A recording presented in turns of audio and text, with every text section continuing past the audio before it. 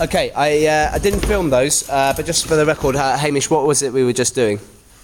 We were doing a scene where one of us would be getting up for like doing their morning routine as if it was life or death, so they had to put full like energy and enthusiasm into it while the other person was commentating. Okay, that's it, brilliant. Whatever they were doing. Yeah, okay, right, and we made it epic in what way, Marcy? How did we add the key epic element into it? We had like a reason behind it. So like me and Joe we did War on Terror. Okay, that's a great thing. Let's feed that back. So what went well about that War on Terror piece you just saw? Let's talk about it. Initial thoughts about what you thought about what they did. Yes. It's actually what the commentator was saying is what actual people are actually thinking at the time. Okay, can you give me an example? You know what Afghans are like? There are people in this country who do think, I've heard said that, and have a negative opinion on people from Afghanistan. Okay, how did you feel when Joe said that? You know what Afghans are like? You say it so confidently, however, you know, if you heard someone else say that, you'd be a bit shocked, and I really liked how, you could tell it wasn't, you know, serious, but it was said in a way that made it feel like, oh, okay. So, What did it make? That's important. How did it make you think? What did it make you reflect on? That's important, yeah. It was almost like political parody / satire. And it was like creating, like alienating the audience by like him being so absurd. But these are genuine things people said. It like, really brings a shock to people. Like that's what people actually think and say. But when it's portrayed on stage, it sounds so strange. Absolutely. Yeah, brilliant. Excellent stuff. So we're going into the territory of making strange there, which is good. What works about... Well, let's move on. Let's... Robson, what was your... Ours was the recession. The recession, okay. So we looked at the national debt and the recession, and what did Robson's group do that stood out? Well, they linked everything back to why you couldn't afford anything. Okay. It was like the simplest things, like a bowl, like just a suit, a shower, just like the simple things that some people can't have because of the recession. Absolutely. Any other thoughts about that scene? Because there was something I think quite clever about what the boys did there. Yeah.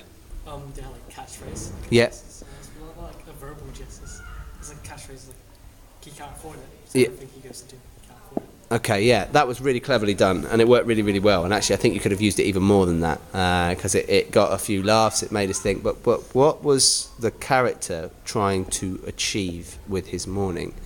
What did the boys do with his morning? Where was he going? What was he going to do? A job interview. Yeah.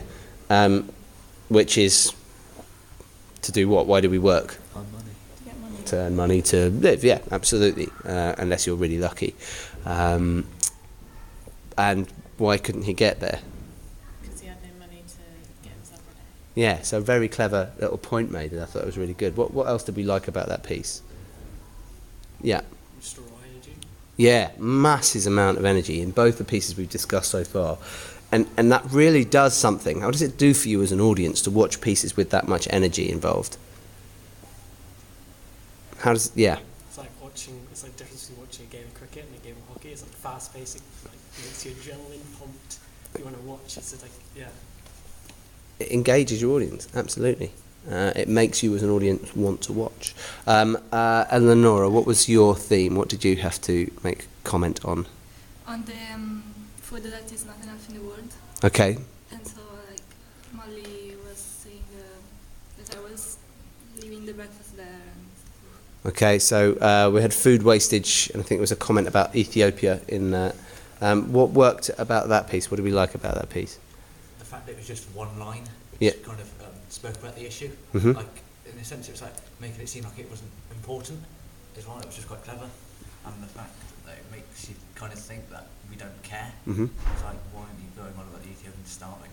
It's like, you just kind of brushed over it, which is quite nice. Okay. The Ethiopians starve, that's not nice. I get what you mean, Robson, don't worry. Yeah. Yeah, I was gonna say I like the fact like how embedded it was to the commentator, but like it wasn't like so you couldn't not hear it because you do like hear it, but it was very like well said. Sort of, it was just going along with like what she was commentating as if it was like natural to come out. Okay, so it was it put it in what the idea of it, everyday life sort of thing. Yeah, it was sort of that we don't think about. Yeah.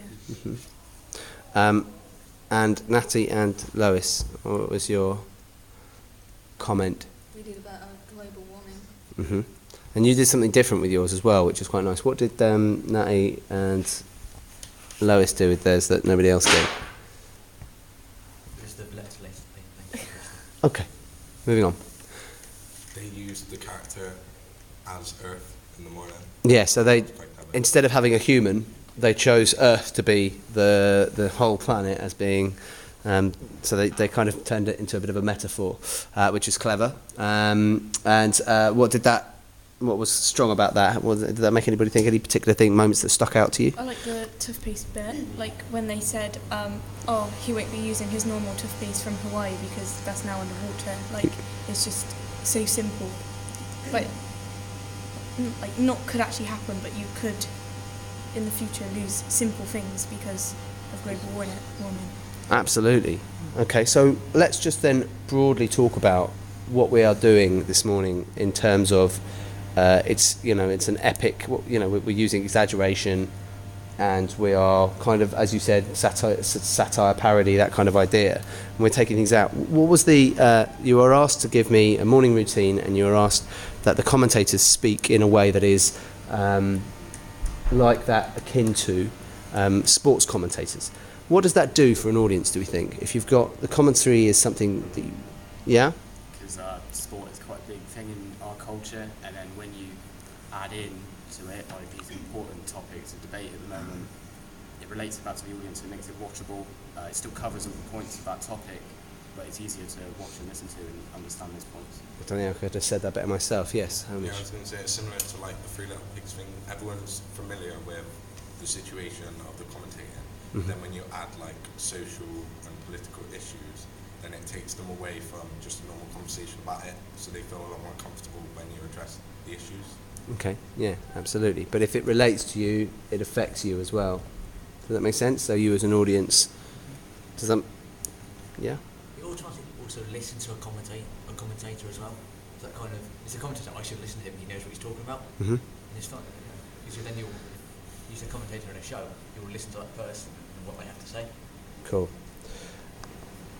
How could we have improved our pieces at the moment? What do you think? If you're looking back on it, your own pieces, reflecting on your work, how could you have strengthened your point or just improved the performance aim of it? What was it like to perform at that kind of level?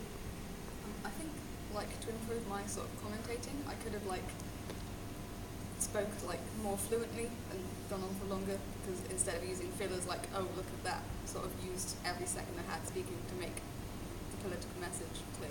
Okay. Anyone else? I think I could have done, like, more things, so to make the point that we don't think about waste food more clear. Okay. Can you think of a specific idea for that at the moment?